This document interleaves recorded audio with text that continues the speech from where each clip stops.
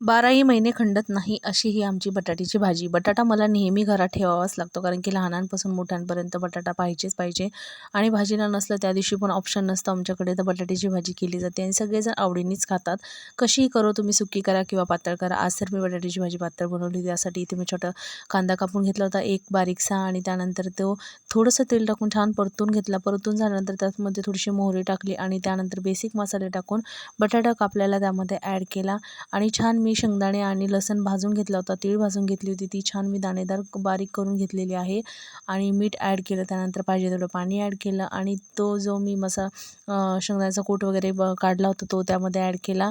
आणि तेलामुळे आणि तीळ टाकल्यामुळे इथं छान तरी सुटलेली आहे भाजीला. तर ही आमची भाजी आहे. कोणी पाहुणे जरी आले तरी आमच्यासाठी ही पनीरची भाजी असल्यासारखीच आहे. ही भाजी आम्ही नेहमी बनवतो. पुरीसोबत खा किंवा पोळीसोबत खा, एकदम छान लागते. तुम्ही पण बनवत असता का? नक्की सांगा. बाय.